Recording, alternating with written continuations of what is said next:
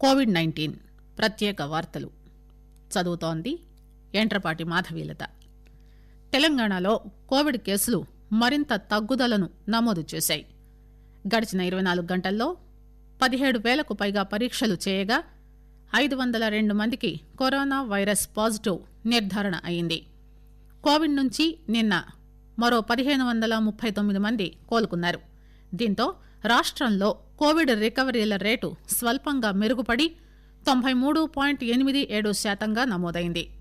ఇంతవరకు కోలుకున్న వారి సంఖ్య 2,42,084కు పెరిగింది. ప్రస్తుతం రాష్ట్రంలో 14,000కు పైగా యాక్టివ్ కేసులున్నాయి.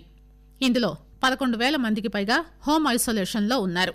కాగా నిన్న మరో 3 మరణించడంతో రాష్ట్రంలో కోవిడ్ సంబంధిత మృతుల సంఖ్య 1,407గా నమోదైంది.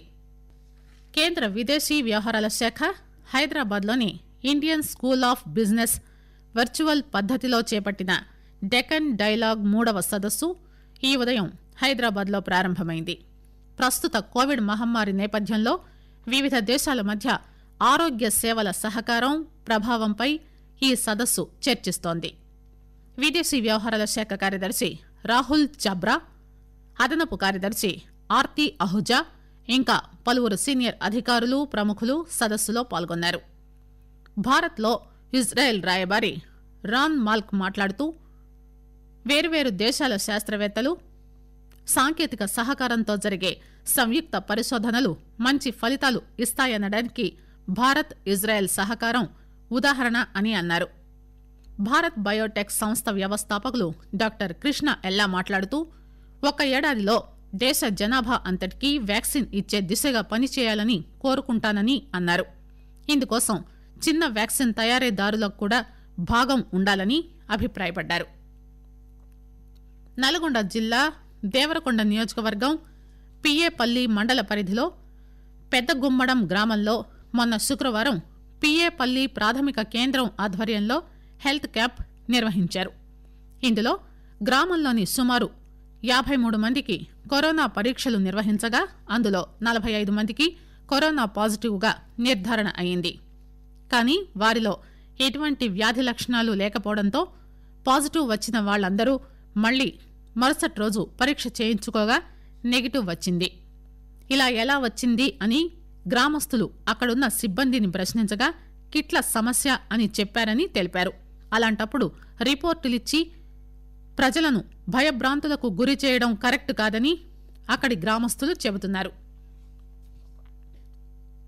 శిక్షణ నైపుణ్యాలతో కూడిన మానవ వనరుల కేంద్రంగా దేశాన్ని తీర్చిదిద్దడంలో విశ్వవిద్యాలయాలు కీలక పాత్ర పోషించాలని ఉపరాష్టపతి ఎం వెంకయ్యనాయుడు పిలుపునిచ్చారు. ఇందుకు వొకేషనల్ కోర్సులకు పరిశ్రమలకు ప్రోత్సాహం అందించడం, సృజనాత్మకతకు ప్రాధాన్యం ఇవ్వడం తక్షణ అవసరమని అన్నారు. సమాజంలో అన్ని వర్గాలకు సమానంగా సాంకేతిక ఫలాలు అందేలా చూడడం ప్రస్తుతం సమాజం ముందున్న సవాలని చెబుతూ అవిద్య, అశాంతి వంటి సామాజిక రుగ్మతలు రూపుమాపడానికి యువత పూనుకోవాలని పిలుపునిచ్చారు. విద్యార్థుల సమగ్ర వికాసానికి నూతన విద్యా విధానం దోహదం చేయనుందని ఆయన పేర్కొన్నారు. హైదరాబాద్ కేంద్రీయ విశ్వవిద్యాలయంలో నిర్మించిన అమ్యూనిటీస్ సెంటర్ను ఈ ఉదయం ప్రారంభించారు. అనంతరం యూనివర్సిటీలోని లైఫ్ సైన్సెస్ బిల్డింగ్లో ఏర్పాటు చేసిన కార్యక్రమంలో ఆయన ప్రసంగించారు. కోవిడ్ మహమ్మారిని ఎదుర్కోవడంలో భారత్ గణనీయమైన కృషి చేసిందని, గతంతో పోలిస్తే కోవిడ్ పరిస్థితి మెరుగుపడిందని అన్నారు. తెలంగాణ హోంమంత్రి Mahmood Ali, chancellor justice Narasimha Reddy, vice chancellor professor P Appa Rao తదితరులు హాజరయ్యారు.